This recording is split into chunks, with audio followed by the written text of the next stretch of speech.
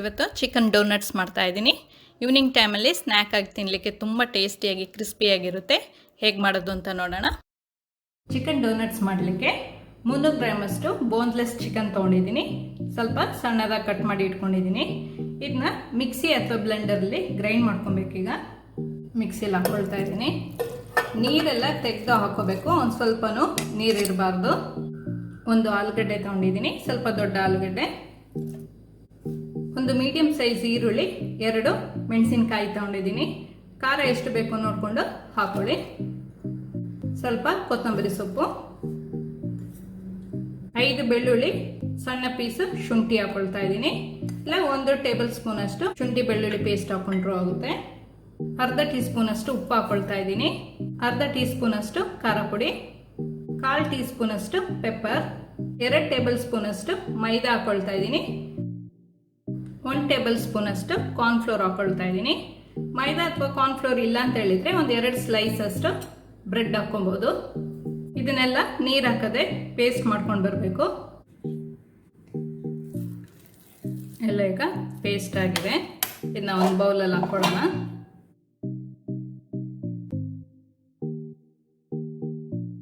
ಇದು ಸ್ವಲ್ಪ ಸೆಟ್ ಆಗಲಿಕ್ಕೆ ಒಂದು ಅರ್ಧ ಗಂಟೆ ನಾನು ಫ್ರಿಜ್ಜಲ್ಲಿ ಇಡ್ತಾ ಇದ್ದೀನಿ.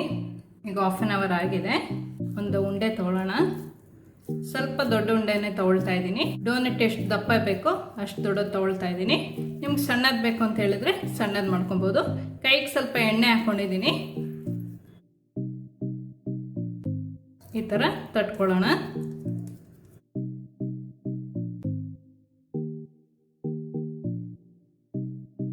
ಈ ಥರ ಮಾಡ್ಕೊಬೇಕು. ಒಂದು ಮುಚ್ಚಳ ತಗೊಂಡು ಮಧ್ಯದಲ್ಲಿ ಈ ಥರ ಮಾಡ್ಕೊಳ್ತಾ ಇದ್ದೀನಿ.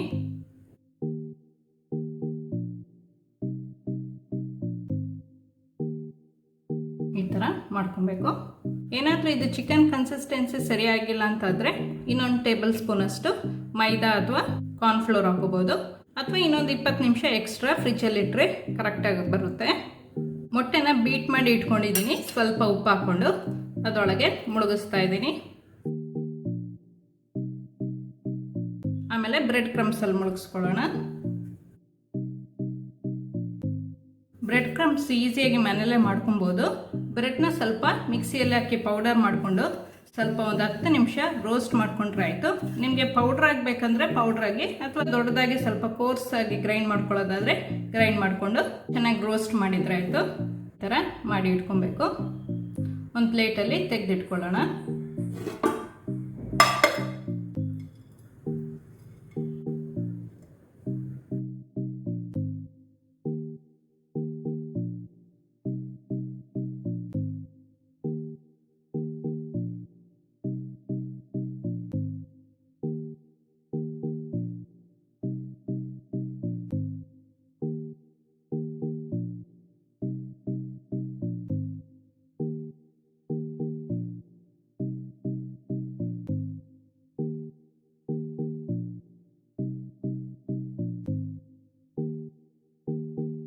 ಚಿಕನ್ ಡೋನಟ್ಸ್ನ ನೀವು ಒಂದು ವಾರ ಬೇಕಾದ್ರೆ ಇದನ್ನ ಸ್ಟೋರ್ ಮಾಡಿ ಇಟ್ಕೊಬೋದು.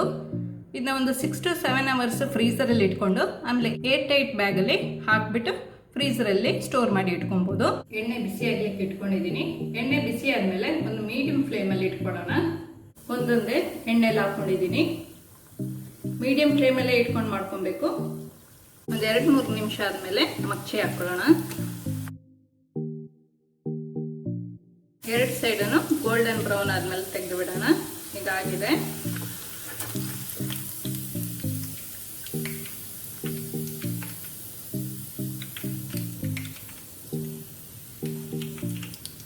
ಬೇರೆ ಪಾತ್ರೆಯಲ್ಲಿ ಹಾಕೊಳ್ಳೋಣ. ಇದೇ ಥರ ಎಲ್ಲ ಮಾಡಿ ಇಟ್ಕೊಬೇಕು.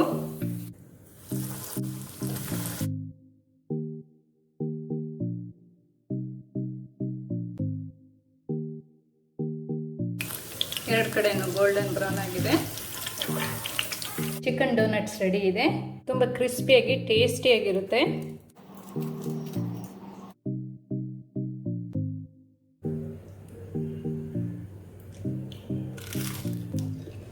ಈ ವಿಡಿಯೋ ಇಷ್ಟ ಆದರೆ ಲೈಕ್ ಮಾಡಿ.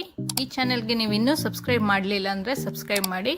ಸಬ್ಸ್ಕ್ರೈಬ್ ಪಕ್ಕದಲ್ಲಿರುವ ಬೆಲ್ ಬಟನ್ ಪ್ರೆಸ್ ಮಾಡಿದರೆ ನನ್ನ ಹೊಸ ವಿಡಿಯೋ ನೋಟಿಫಿಕೇಶನ್ ನಿಮಗೆ ಬರುತ್ತೆ.